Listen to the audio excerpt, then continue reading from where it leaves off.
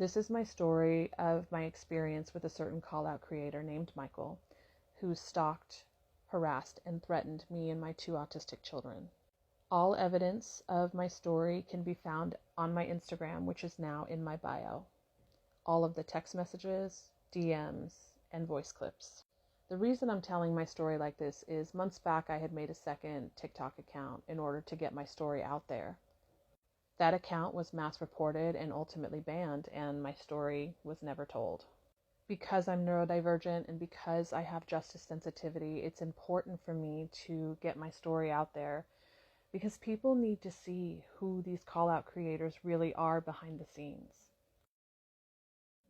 These call-out creators make it their life's work to expose shitty people, yet behind the scenes they're doxing, they're threatening, they're harassing, they're swatting people, and it's not okay. My TikTok journey started back in 2020 when we were all locked down due to COVID, but I was hardly ever on the app. Michael had come across my FYP and I started following him, but because I was never on the app, basically I never saw any of his videos. Then in 2021, I realized that certain creators had their Instagram links in their bios, so I started following him on Instagram. On my birthday in 2021 is when Michael sent me a follow request. I DM'd him and we started chatting, and those chats quickly turned into us talking on a daily basis. The only times that we weren't talking was when he was traveling or when my ADHD would kick in and I got busy and would forget to respond. He had sent me a request on Snapchat and then was also following me on TikTok. We had the type of friendship where we would have different conversations on different social media platforms all at the same time.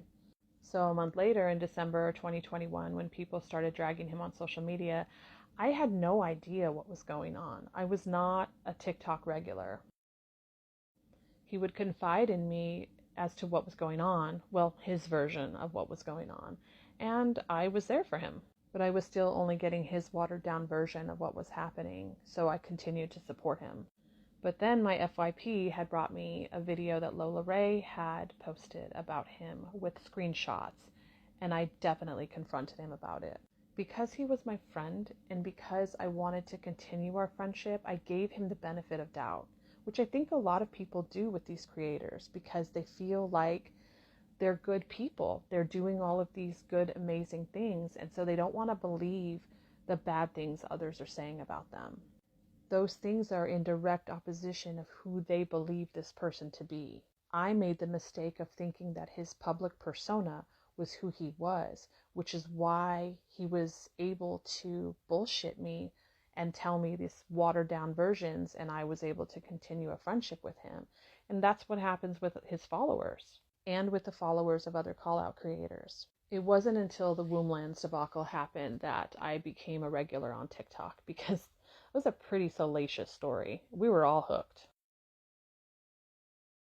Because he was really close with Savannah behind the scenes, he had the inside information, and he, of course, would give that information to me. He would literally call me at like 7 a.m. and be like, "Did you see what was going on TikTok?" And I'm like, "No," and he would tell me all the drama. But then I started seeing things on my FYP about Savannah and the problematic stuff she was doing. Him and I had had conversations about those things, and again, because he has this way of talking about things and making you understand these things, I had taken his word at face value. But the second time that he tried to explain Savannah's problematic behavior was when it became a yellow flag for me. I started paying closer attention to her and the things that she was doing, and I didn't like it. These call-out creators will go to such great lengths to expose really shitty people, but when it comes to holding their own accountable, nothing happens. All of us have seen one case or another on TikTok of that exact thing happening. So in April, when he had made a post thanking Savannah for some information she had given him, I was pissed. They had not been public with their behind-the-scenes friendship at that point, and him doing that made it okay for his 4.9 million followers to accept the shitty things that she was doing. I ended up DMing him, and that did not go over well. After blocking him on all forms of social media, I decided to give our friendship one more chance and text him so that we could have a conversation about this. I genuinely thought he would see my point of view being a person of color. But he didn't, and that was the end of our friendship, but not the end of this story.